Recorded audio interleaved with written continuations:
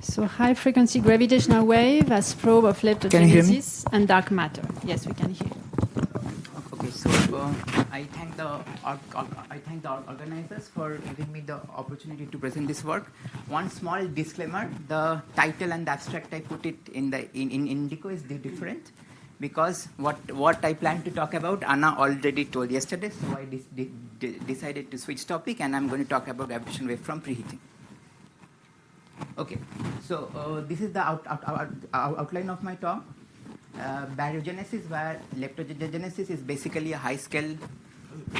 Oh, sorry. The mic is it going? Maybe the mic. Oh, it's not going. Yes, maybe put it higher. Oh.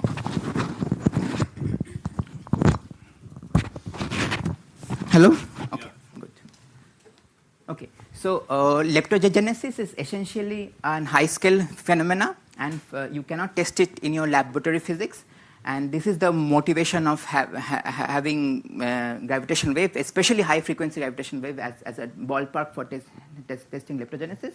And if I get time, I will also talk about dark probes of dark matter as well. So let's quickly see why leptogenesis is a high-scale phenomena and why do we need that. So if you just add 3 right-handed neutrinos, Majorana neutrinos, to the standard model, then in order to successfully generate standard model neutrino mass via seesaw, and to satisfy the lepton number asymmetry, the baryon asymmetry via lepton number by generating lepton number asymmetry and then transferring it to the baryon asymmetry via the Celadon process, you will find out if you want to match this number here, 10 to the power minus 10, the ballpark number for the right-handed neutrino mass going through this decay diagrams of the right-handed neutrino via one loop, which gives you the CP violation. So should I point this here?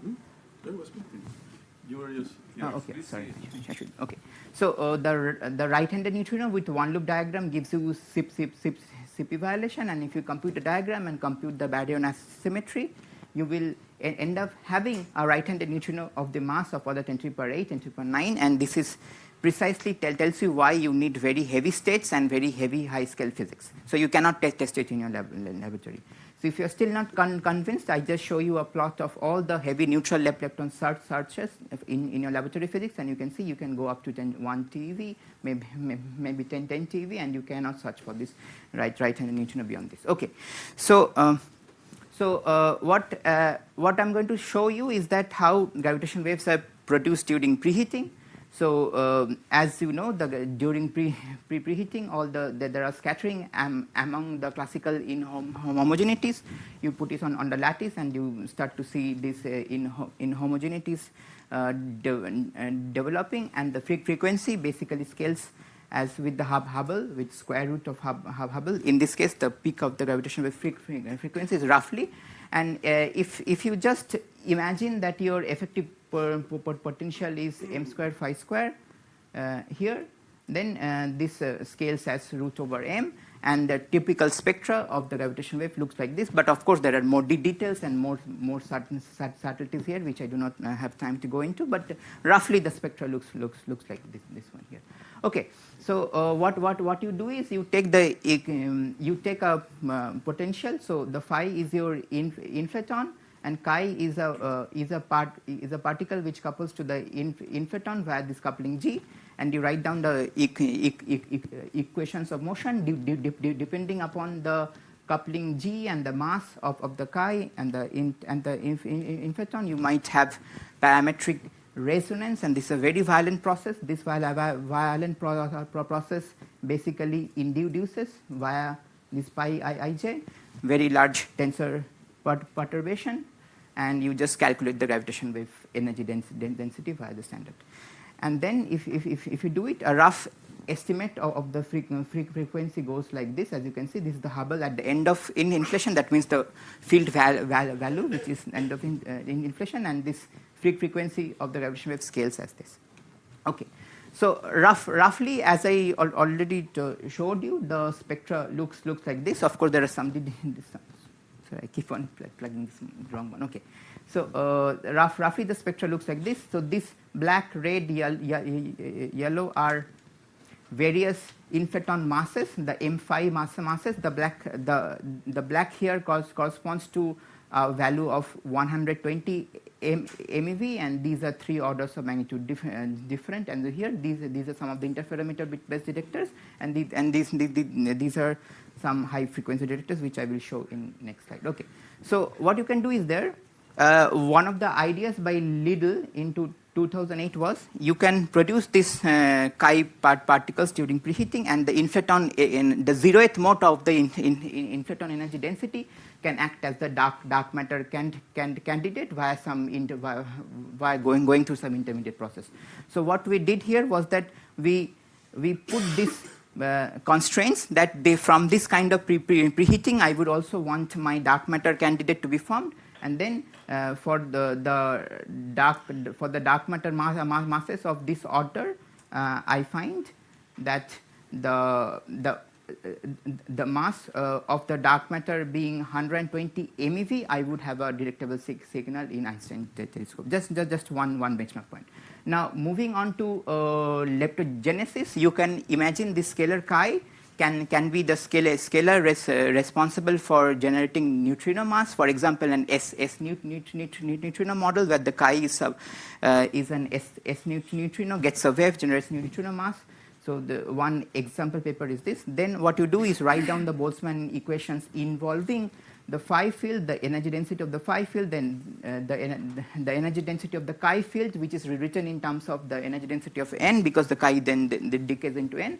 So during preheating, you basically create lots of chi, and then subsequently chi decays to right-handed neutrino, gives you an initial lepton asymmetry, which via the Celadon process goes to the right-handed neutrino.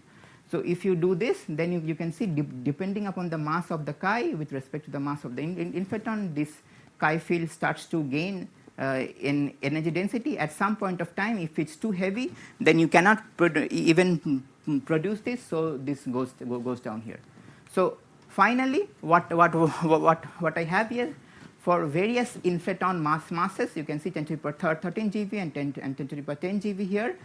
There is this green line represents the correct baryon asymmetry that you observe, and for these two values, 10 to the power 10 GeV and 10 to the power 13 GeV, I am basically here, the red and the blue one, which is right at the ballpark of 10 to the power 9 and 10 to the power 7 hertz of gravitational wave that can be sensitive to some of the high frequency detectors. So these two regions here corresponds to correct baryon asymmetry produced via the chi and can be tested within this detector. However, please note that I cannot go to, so unlike the dark matter case, I cannot go to low values because of the leptogenesis demands me very heavy right-handed neutrinos to be present. So if I go to very low values, I can produce the chi's, but the chi's will not give me the correct right-handed neutrino abundance that I need.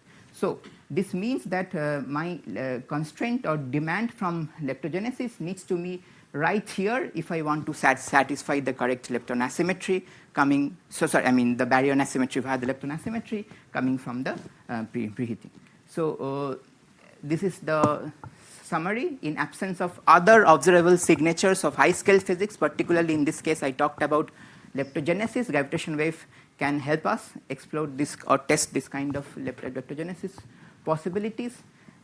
For the case of dark matter, I showed you the 0th mode of the energy density can act as a dark matter component of the universe. This is an old idea by Lidl, which he proposed, and you can see basically gravitational wave signatures of preheating during here. And then for the neutrino case, I had an S neutrino model where the chi was my S neutrino, and that got accumulated during preheating production, and then successive decays into right-handed neutrino can give us successful baryogenesis by leptogenesis, and gravitational wave can help us to also explore other models of particle physics in this manner.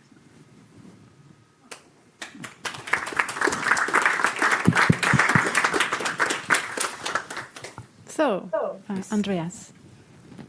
So probably you can extend this, so to say, by your inflaton or your inflation is not consistent, of course. This m squared f squared is excluded by CMB. True. But of course, you can make it flat by using. You can do a Higgs portal inflation Higgs with portal this thing, inflation. and then you get essentially the same prediction as we got in SMASH for all these spectra.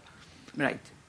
So because then in SMASH you have the right-handed neutrinos and so on, but in SMASH this scale, the scale which you had comes also from so for the right-handed neutrinos, this high scale comes because the Pechek width scale is at the same time the lepton number symmetry predicts. If I remember correctly, in SMASH you had the action as the dark matter candidate. No. In SMASH it's the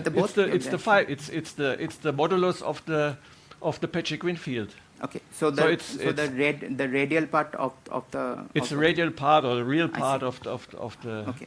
And one point is that if you don't go via the non-minimal coupling, then you can also have like hybrid inflation, or you can have like false vacuum inflation. Then probably the prediction is going to. Maybe. I mean it's the fine. We just wanted to do the pre. Understand? I've seen.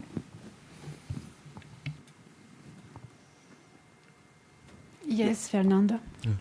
If I understood correctly, you find at the end just a very narrow range of frequencies where you can actually, this can be used to get the Martin symmetry. But the whole picture looks very model dependent to me.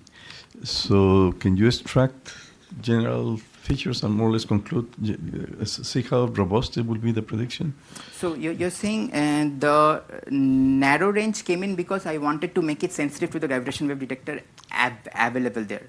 But I could have, so depending upon the benchmark point, I could have low frequencies as well as even higher frequencies. So the model independent predictions, if I understand correctly, would be I cannot go below a certain value of the gravitational wave frequency, because if I go below, then I will not be able to do the leptogenesis, because for leptogenesis I showed you in the beginning, I showed you the right-handed neutrino mass which has to be 10⁹ GeV to satisfy. So that's one model independent, that it has to be some below above a certain gravitational frequency. That's part one. And part two is that you need, so in order to generate this gravitational wave, you need some kind of very violent process, right? So I needed for here parametric resonance. So there are some couplings like the Higgs portal couplings which determines, and the combination of masses and the couplings determines this parametric resonance. So these are the two model independent things, not depending upon the same square or whatever non-minimal coupling. So these are the two model independence claims that one can make. Okay, thank you.